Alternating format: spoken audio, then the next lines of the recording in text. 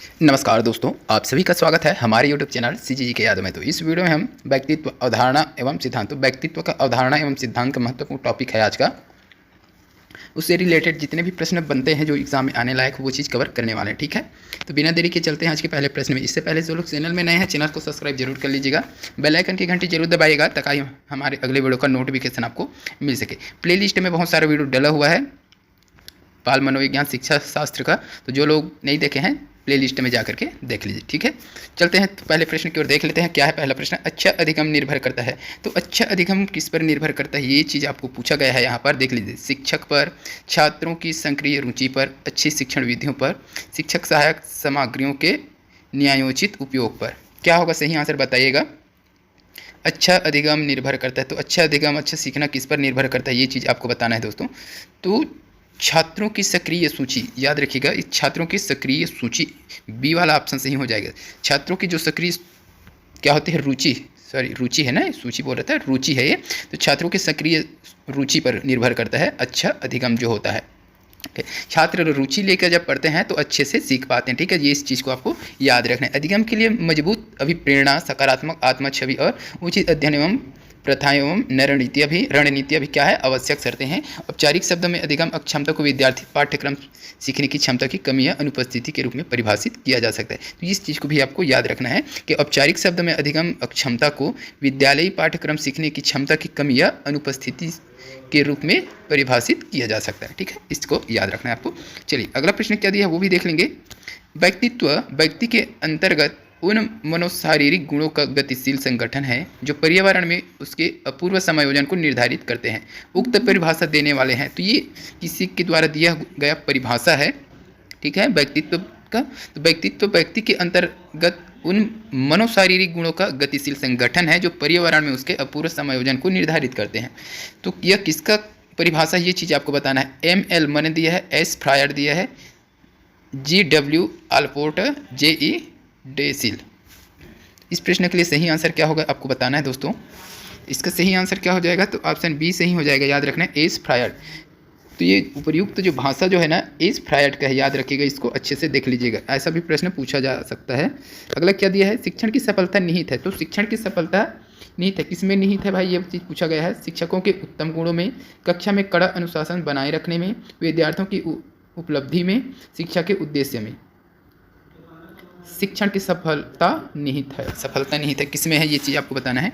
इस प्रश्न के लिए सही आंसर की अगर बात करें तो विद्यार्थियों की उपलब्धि में, तो ऑप्शन सी सही हो जाएगा इस प्रश्न के लिए। शिक्षण जो है, शिक्षण अधिगम में महत्वपूर्ण भूमिका निभाता है। ठीक है, एक शिक्षक न केवल ज्ञान का प्रसार करते हैं बल्कि विभिन्न भूमिकाएं निभाते हैं। तो विद्यार्थियों की उपलब्धि में शिक्षण की सफलता, शिक्षण सफलता कब माना जाएगा, जिसमें विद्यार्थी कुछ हासिल कर ले। ठीक है, तभी शिक्षण को सफलता माना जाएगा। ठीक है, कुछ हासिल हो, है ना। चलिए अगला प्रश्न क्या है वो भी देखेंगे दोस्तों। व्यक्तित्व स्थायी समायोजन है। व्यक्तित्व स्थायी समायोजन है पर्यावरण के साथ, जीवन के साथ, प्रकृति के साथ, उपरोक्त सभी के साथ। बहुत ही बढ़िया प्रश्न है ये, इससे जी टेट 2012 का प्रश्न है, याद रखिएगा। ठीक है, व्यक्तित्व स्थायी समायोजन है किसके साथ, पर्यावरण के साथ, जीवन के साथ, प्रकृति के साथ, उपरोक्त सभी। तो इस प्रश्न का सही आंसर अब सभी को लगभग पता होगा दोस्तों, ऑप्शन डी हो जाएगा। ठीक है, उपरोक्त सभी। तो व्यक्तित्व जो है ये सभी से क्या करता है, समायोजन रहता है, शामिल रहता है सभी, पर्यावरण में भी, जीवन के साथ भी, प्रकृति के साथ भी। ठीक है, अच्छा प्रश्न है, इसको अच्छे से देख लीजिएगा आप लोग। चलिए अगला प्रश्न क्या है वो चीज़ देखेंगे। यदि आपकी कक्षा का बच्चा, ठीक है, यदि आपकी कक्षा का बच्चा सी को डी तथा डी को सी लिखे या पढ़े तो वह कौन से रोग से पीड़ित है। ये चीज़ पढ़ा चुके हैं, जो चीज़ भी है। ठीक है ना, मलेरिया, डिस्लेक्सिया, फाइलेरिया, टाइफाइड। क्या होगा इस प्रश्न के लिए, मलेरिया पढ़े हैं क्या अभी, बाल मनोवैज्ञानिक शिक्षा छात्र में मलेरिया का नाम पढ़े हैं क्या, बिल्कुल नहीं पढ़े भाई, वो तो खत्म हो जाएगा। मलेरिया नहीं पढ़े हैं, टाइफाइड नहीं पढ़े हैं, फाइलेरिया नहीं पढ़े, डिस्लेक्सिया पढ़े हैं क्या, बिल्कुल पढ़े हैं। ठीक है, डिस्लेक्सिया हो जाएगा इस प्रश्न के लिए सही आंसर, ऑप्शन बी हो जाएगा डिस्लेक्सिया। ठीक है, एक लेखन संबंधी अधिगम विकलांगता है जो यह समस्याओं को हल करने के लिए पूरे शरीर के रूप में के कुछ हिस्सों का उपयोग करने की क्षमता को दर्शाती है। डिस्लेक्सिया जो है लेखन संबंधित क्या है, विकलांगता या कुछ कमियां हैं। ठीक है, तो इसी को क्या बोला गया है, डिस्लेक्सिया बोला गया है। अगला प्रश्न क्या है देख लीजिएगा। व्यक्तित्व विकास की अवस्था है। व्यक्तित्व विकास की अवस्था क्या है आपको बताना है। अधिगम एवं बुद्धि, व्यक्तित्व अध्ययन, उपचारात्मक अध्ययन, इनमें से कोई नहीं। व्यक्तिगत विकास, व्यक्तित्व विकास है ना, व्यक्ति कहते हैं व्यक्तित्व विकास की अवस्था कौन सा है ये बताना है। अधिगम एवं बुद्धि, तो इसका सही आंसर हो जाएगा ऑप्शन ए हो जाएगा दोस्तों, अधिगम एवं बुद्धि। ठीक है, चलिए अगला प्रश्न देखेंगे। एक शिक्षिका का भावात्मक बुद्धि लब्धांक ऊंचा है, इसका तात्पर्य है कि वह उच्च बुद्धि वाली है, वह उच्च अनुशासन प्रिय है, वह हास परिहास वाली है, वह संतुलित व्यवहार रखने या रखती है। तो इस प्रश्न के लिए सही आंसर क्या देखे हैं, तो ऑप्शन डी सही है इसका, वह संतुलित व्यवहार रखती है। क्या चीज़ बोला, एक शिक्षिका का बोला गया है, ठीक है, यानी कि शिक्षक है वो। भावात्मक बुद्धि लब्धांक जो है ऊंचा है, इसका तात्पर्य क्या है, वह संतुलित व्यवहार रखती है, सभी से क्या करता है, संतुलित व्यवहार या समान व्यवहार रखती है ना। चलिए अगला प्रश्न देख लेंगे। सृजनवाद में क्या होता है वो चीज़, सृजनवाद में बच्चे सीखने की प्रक्रिया में निष्क्रिय रूप से प्रतिभाग करते हैं। शिक्षा शिक्षक केंद्रित होती है, शिक्षा बाल केंद्रित होती है, शिक्षा व्यवहारवादी होती है। सृजनवाद में क्या होता है ये चीज़ बताना है आपको, है ना। बच्चे सीखने की प्रक्रिया में निष्क्रिय रूप से प्रतिभाग करते हैं, या फिर सृजनवाद में होता है कि शिक्षा शिक्षक के केंद्रित होती है, शिक्षा जो होता है बाल केंद्रित होती है, और शिक्षा जो होता है यह व्यवहारवादी होता है। क्या होता है ये इसमें बताना है आपको सृजनवाद में। तो इस प्रश्न का सही आंसर की बात करें तो ऑप्शन सी सही हो जाएगा। ठीक है, सृजनवाद में शिक्षा जो होता है बाल केंद्रित होता है, इस चीज़ को आपको याद रखना है। ठीक है, चलिए अगला प्रश्न क्या है देख लीजिएगा। व्यक्ति में उन मनोशारीरिक अवस्थाओं का गतिशील संगठन जो उसके पर्यावरण के साथ अद्वितीय सामंजस्य निर्धारित करता है कहलाता है व्यक्तित्व, समायोजन, संवेदना, चरित्र। मोस्ट एमपी प्रश्न है ये। तो इसका सही आंसर की अगर बात करें तो ऑप्शन ए हो जाएगा। प्रश्न क्या बोला है, व्यक्ति में उन मनोशारीरिक अवस्था का गतिशील संगठन है जो उसके पर्यावरण के साथ अद्वितीय सामंजस्य निर्धारित करता है, क्या कहलाता है, व्यक्तित्व कहलाता है। ठीक है, चलिए अगला प्रश्न क्या है देखेंगे। निष्पत्ति लब्धि आईक्यू का सूत्र है, तो आईक्यू का क्या सूत्र है ये चीज़ आपको बताना है, इसमें दिया गया है। आईक्यू के सूत्र मैं बता चुका हूँ, बुद्धि लब्धांक है ना, इसका सूत्र मैं बता चुका हूँ। क्या होगा सही आंसर बताइएगा, आप लोग कमेंट करके बताना है इसको। ठीक है, ये बहुत बार बता चुका हूँ मैं। ठीक है, अगला प्रश्न देख लेंगे। आंतरिक कक्ष कारक जो अधिगम को प्रभावित करता है, आंतरिक कक्षा जो कक्ष कारक जो अधिगम को क्या करता है, प्रभावित करता है। तो रुचि, अभिप्रेरणा, मानसिक थकान, उपरोक्त सभी। क्या होगा सही आंसर बताइए, प्रश्न को एक बार देख लीजिएगा। आंतरिक कक्ष, ठीक है, तो आंतरिक कक्ष कारक जो किसको प्रभावित करता है, अधिगम को। आंतरिक कक्षा कारक कौन सा है जो अभिगम को प्रभावित करता है, वो चीज़ आपको बताना है। रुचि, अभिप्रेरणा, मानसिक थकान, उपरोक्त सभी। तो इसका सही आंसर की अगर बात करें तो ऑप्शन डी सही हो जाएगा। ठीक है, उपरोक्त सभी आंतरिक कक्ष कारक है ये सभी तीनों क्या है, आंतरिक कक्ष कारक है। ठीक है, जो किसको प्रभावित करता है, अधिगम को प्रभावित करता है। ठीक है, तो ये उपरोक्त डी हो जाएगा, उपरोक्त सभी ऑप्शन डी सही हो जाएगा इस प्रश्न के लिए। अगला प्रश्न देखेंगे। मानव व्यक्तित्व परिणाम है, मानव व्यक्तित्व परिणाम क्या है ये आपको बताना है। पालन पोषण और शिक्षा, अनुवांशिकता और वातावरण की अंतःक्रिया, केवल वातावरण का, केवल अनुवांशिकता का। क्या होगा सही आंसर बताना है आपको। जिसको भी पता है कमेंट करके आंसर बताइएगा, और जो लोग वीडियो को अभी तक लाइक नहीं किए हैं लाइक भी कर दीजिएगा। ठीक है, मानव व्यक्तित्व परिणाम है, किसका परिणाम है भाई बताओ, पालन पोषण और शिक्षा का मानव व्यक्तित्व। ठीक है, अनुवांशिकता और वातावरण की अंतःक्रिया का, केवल वातावरण का, केवल अनुवांशिकता का। ठीक है, क्या होगा सही आंसर, केवल अनुवांशिकता का तो नहीं होगा, केवल वातावरण का भी नहीं होगा। ठीक है, दोनों चीज़ याद रखिए। मानव व्यक्तित्व, पालन पोषण और शिक्षा, अनुवांशिकता और वातावरण की अंतःक्रिया, इन दोनों में से एक को आपको चुनना है भाई। तो इसका सही आंसर हो जाएगा ऑप्शन बी हो जाएगा, अनुवांशिकता और वातावरण की अंतःक्रिया। ठीक है, तो मानव व्यक्तित्व जो होता है अनुवांशिकता और वातावरण की अंतःक्रिया का परिणाम है। ठीक है, अगला प्रश्न देख लेंगे दोस्तों। बाल केंद्रीय शिक्षा शास्त्र का अर्थ है, मोस्ट टाइम भी प्रश्न, बाल केंद्रीय शिक्षा शास्त्र का अर्थ क्या है आपको बताना है। कक्षा में सारी बातें सीखने के लिए शिक्षक का आगे आगे होना, शिक्षक द्वारा बच्चों को आदेश देना कि क्या किया जाना चाहिए, बच्चों के अनुभव और उनकी आवाज़ को प्रमुखता देना, और डी में दिया है निर्धारित सूचना का अनुसरण करने में बच्चों को सक्षम बनाना। मस्त प्रश्न है ये, है ना। सी-टेट का ये प्रश्न है, 2016 में पूछा गया था। ठीक है, बाल केंद्रीय शिक्षा शास्त्र का अर्थ। तो इसका सही आंसर हो जाएगा दोस्तों ऑप्शन सी हो जाएगा। ठीक है, देख लीजिए, बच्चों के अनुभव और उनकी आवाज़ को प्रमुखता देना। बच्चों के जो अनुभव होता है और जो उनकी आवाज़ें होती है उसको क्या करना है, प्रमुखता देना है। चलिए अगला प्रश्न देख लेंगे। सतत एवं व्यापक मूल्यांकन से तात्पर्य है, सतत एवं व्यापक मूल्यांकन से तात्पर्य क्या तात्पर्य है, ये चीज़ बताना है आपको। नियमित रूप से मानसिक परीक्षा लेना, सीखने की प्रक्रिया के दौरान शैक्षिक एवं शैक्षिक क्षेत्रों को नियमित रूप से आकलित करना, नियमित रूप से कक्षा में गतिविधियां आयोजन करना, अंक या ग्रेड प्रदान करना। देखिए ऑप्शन को देखते ही बहुत सारा चीज़ क्लियर हो गया है इसमें, तो आप उसको काट दीजिएगा। ठीक है, क्या क्या चीज़ नहीं हो सकता उसको आपको निकाल फेंकना है। ठीक है, अंक या ग्रेड प्रदान करना, यही है क्या मूल्यांकन का तात्पर्य भाई, सतत मूल्यांकन या व्यापक मूल्यांकन का तात्पर्य, तो ये बिल्कुल नहीं होगा। ठीक है, और क्या दिया है, नियमित रूप से कक्षा में गतिविधियां आयोजन करना, ये क्या है, सतत एवं व्यापक मूल्यांकन से तात्पर्य बिल्कुल नहीं हो सकता। ये दोनों आपको देखना है, नियमित रूप से मासिक परीक्षा लेना और सीखने की प्रक्रिया के दौरान शैक्षिक एवं शैक्षिक क्षेत्रों को नियमित रूप से आकलित करना। तो सतत एवं व्यापक जो मूल्यांकन होता है क्यों होता है भाई, तो आकलन करने के लिए होता है। ठीक है, आकलित करता है मतलब आकलन करता है कि कितना सीखे हैं बच्चे, कितना नहीं सीखे हैं जो पढ़ाया है। तो ऑप्शन बी सही हो जाएगा इस प्रश्न का, ऑप्शन बी सही आंसर हो जाएगा। याद रखिए, सीखने की प्रक्रिया के दौरान शैक्षिक एवं शैक्षिक क्षेत्रों को नियमित रूप से क्या करना है, आकलित करना है, आकलन करना है कि कितना सही और कितना गलत है, कितना सीखे हैं बच्चे, कितना नहीं, है ना।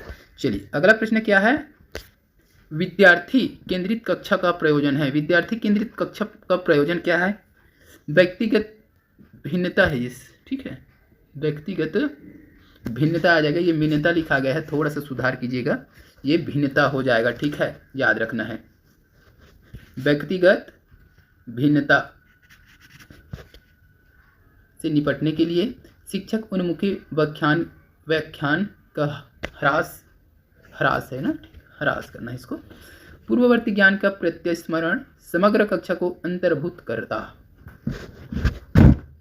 क्या होगा इस प्रश्न के लिए सही आंसर बता दीजिए, तो ऑप्शन बी ए सही हो जाएगा। ठीक है, व्यक्तिगत भिन्नता से निपटने के लिए विद्यार्थी केंद्रित कक्षा का प्रयोजन किया जाता है। ठीक है, अगला प्रश्न क्या है, कौन सा कारक शिक्षण अधिगम प्रक्रिया से संबंधित नहीं है। कौन सा कारक जो है शिक्षण अधिगम प्रक्रिया से संबंधित नहीं है पूछा है दोस्तों, इस चीज़ को आपको ध्यान में रखते हुए आंसर क्या है बताइएगा। नवीन ज्ञान को पूर्व ज्ञान से जोड़ना, अभ्यास कार्य तथा दोहराने की व्यवस्था, विषय वस्तु की प्रकृति, पुनर्बल की व्यवस्था। शिक्षण अधिगम प्रक्रिया से संबंधित कौन सा नहीं है, ये चीज़ आपको बताना है। तो ऑप्शन सी इस प्रश्न के लिए सही आंसर हो जाएगा। ठीक है, विषय वस्तु की प्रकृति, विषय वस्तु की प्रक्रिया ये शिक्षण अधिगम प्रक्रिया से संबंधित नहीं। बाकी ये तीनों, नवीन ज्ञान को पूर्व ज्ञान से जोड़ना, अभ्यास कार्य तथा दोहराने की व्यवस्था, पुनर्बलन की व्यवस्था, ये क्या है, शिक्षण अधिगम प्रक्रिया से संबंधित है। ठीक है, चलिए अगला प्रश्न देख लीजिएगा। हर एक प्रश्न इंपॉर्टेंट है। जो लोग वीडियो को अभी तक लाइक नहीं किए हैं, अगर वीडियो अच्छा लग रहा है तो वीडियो को लाइक जरूर कीजिएगा। ठीक है, चैनल में नए हैं तो चैनल को सब्सक्राइब कर लीजिएगा, आपको इसी प्रकार के वीडियो निरंतर हमारे इस चैनल के माध्यम से मिलता रहेगा। ठीक है, जो कि आपके एग्जाम के लिए हेल्पफुल हो सकता है। चलिए प्रश्न अगला क्या बोल रहा है देख लीजिएगा। अस्वाभाविक उत्तेजक के प्रति स्वाभाविक उत्तेजक के समान अनुक्रिया करना सीखना ही अधिगम है। यह कथन किस अधिगम सिद्धांत पर आधारित है। ये एक कथन दिया गया है, अस्वाभाविक उत्तेजक के प्रति, अस्वाभाविक उत्तेजक के प्रति स्वाभाविक उत्तेजक के समान अनुक्रिया करना सीखना ही क्या है, अधिगम है, अधिगम है। ठीक है, तो यह कथन है तो अधिगम सिद्धांत पर आधारित है। किस अधिगम सिद्धांत पर आधारित है ये कथन, प्रयास एवं त्रुटि का सिद्धांत, परंपरागत अनुबंध अनुक्रिया का सिद्धांत, सक्रिय अनुबंध अनुक्रिया का सिद्धांत, अधिगम का क्षेत्र सिद्धांत। चलिए, अस्वाभाविक उत्तेजक के प्रति स्वाभाविक उत्तेजक के समान अनुक्रिया करना सीखना ही अधिगम है बोला गया है। तो प्रयास एवं त्रुटि, परंपरागत अनुबंध अनुक्रिया, सक्रिय अनुबंध अनुक्रिया, अधिगम का क्षेत्र। क्या होगा इस प्रश्न के लिए सही आंसर, तो ऑप्शन बी सही हो जाएगा। ठीक है ना, परंपरागत अनुबंध अनुक्रिया का सिद्धांत। ठीक है, अस्वाभाविक उत्तेजक के प्रति स्वाभाविक उत्तेजक के समान अनुक्रिया करना सीखना ही क्या है, अधिगम है। ठीक है, तो ये बी हो जाएगा, परंपरागत अनुबंध अनुक्रिया के सिद्धांत पर आधारित है ये। ठीक है, अगला प्रश्न क्या है देख लीजिएगा। बालकों की विभिन्नताओं के चाहे जो भी कारण हो, वास्तविकता यह है कि विद्यालय को विभिन्न पाठ्यक्रमों द्वारा उनका सामना करना चाहिए। यह परिभाषा है, तो यह एक परिभाषा है, किसी के द्वारा दिया गया परिभाषा है, क्या है देख लीजिए, बालकों की विभिन्नताओं के चाहे जो भी कारण हो, बालकों में चाहे विभिन्नता है उसके कारण जो भी हो, लेकिन वास्तविकता यह है कि विद्यालय को विभिन्न पाठ्यक्रमों द्वारा उनका सामना करना चाहिए। ठीक है, ये एक परिभाषा है। किसका परिभाषा? स्किनर दिया है, मोर्स एवं बिंगो दिया है, क्रो एंड क्रो दिया है, गैरिसन एवं अन्य, गैरिसन एवं अन्य। क्या होगा इस प्रश्न के लिए सही आंसर? तो ऑप्शन ए सही हो जाएगा दोस्तों, स्किनर। ठीक है, ये कथन किसका है, यह परिभाषा किसका है? तो स्किनर का है। याद रखिएगा इस चीज़ को, स्किनर से रिलेटेड प्रश्न आपको एग्जाम में देखने को मिलेगा ही मिलेगा। अगला प्रश्न देख लेंगे। अधिगम के लिए निश्चित निम्नलिखित में से सर्वाधिक आवश्यक है। तो अधिगम के लिए ये 4 दिए हैं, उसमें से सर्वाधिक आवश्यक क्या है वो चीज़ आपको बताना है। उत्तम पालक बालक संबंध, उत्तम उच्च बुद्धिमत्ता, उच्चतम विद्यालय वातावरण, सीखने की इच्छा। एकदम जबरदस्त प्रश्न है। क्या होगा इस प्रश्न का सही आंसर? अधिगम के लिए निम्नलिखित में से सर्वाधिक आवश्यक है। सर्वाधिक आवश्यक क्या है भाई सीखने के लिए? तो इच्छा होना बहुत ही जरूरी है। याद रखिएगा, किसी भी चीज़ के लिए इच्छा होना बहुत ही जरूरी है। ठीक है, ये चीज़ आपको याद रखिएगा। तो ऑप्शन डी इस प्रश्न के लिए सही आंसर हो जाएगा। अगला प्रश्न देखेंगे जो कि इस वीडियो का लास्ट प्रश्न है दोस्तों। क्या बोला है प्रश्न देखिए। यदि किताब पढ़ने पर किसी बालक को प्रसन्नता होती है तो यह बाह्य अभिप्रेरणा है, आंतरिक अभिप्रेरणा है, प्रशंसा प्राप्ति के लिए है, उपरोक्त में से कोई भी नहीं। तो बोल क्या रहा है प्रश्न? यदि किताब पढ़ने पर किसी बालक को प्रसन्नता होती है, किताब पढ़ने पर बालक को अगर प्रसन्नता होती है तो किसके अंतर्गत आएगा? वो आंतरिक। ठीक है, ये पढ़ रहा है और अंदर ही अंदर उसे खुशी मिल रही है, आंतरिक अभिप्रेरणा हो जाएगा। तो ऑप्शन बी सही हो जाएगा इस प्रश्न के लिए। याद रखिएगा, ऑप्शन बी हो जाएगा, आंतरिक अभिप्रेरणा है, जो कि किताब पढ़ने पर किसी बालक को अंदर से क्या मिल रहा है भाई? खुशी मिल रहा है, प्रसन्नता हो रहा है बालक जो है अंदर ही अंदर। ठीक है, तो आंतरिक अभिप्रेरणा यह व्यक्ति के व्यवहार को सक्रिय बनाती है और स्व अधिगम को तीव्र करती है। ठीक है, तो इस चीज़ को भी याद रखिएगा। आंतरिक अभिप्रेरणा क्या होते हैं? अंदर से खुशी मिलती है, वो चीज़ जानने लगता है, कुछ करने के लिए वो उत्सुक हो जाता है। ठीक है, तो यही चीज़ बताया गया है इसमें कि जो आंतरिक अभिप्रेरणा होती है व्यक्ति के व्यवहार को सक्रिय बनाती है और स्व अधिगम को तीव्र करता है, अपने सीखने को क्या करता है? वो तीव्र करता है। ठीक है, तो आज की इस वीडियो में बस इतना है। वीडियो अच्छी लगी हो तो वीडियो को लाइक जरूर कीजिएगा। वीडियो कैसा लगा कमेंट करके बताइएगा। ठीक है, साथ ही अगर कहीं पर मिस्टेक है उसको भी आप बता दीजिएगा ताकि उसको सुधारा जा सके। इसके अगले पार्ट एक बचा है, एक पार्ट और बचा है। ठीक है, तो उसको भी अगले वीडियो में हम कंप्लीट कर देंगे, व्यक्तित्व अवधारणा एवं सिद्धांत। ठीक है, तो इसका एक वीडियो और बनेगा, उसके बाद ये कंप्लीट हो जाएगा। फिर नेक्स्ट टॉपिक जो होगा उसका भी वीडियो आपको प्रोवाइड कराया जाएगा। ठीक है, तो आज के लिए बस इतने ही। वंदे मातरम, जय हिंद।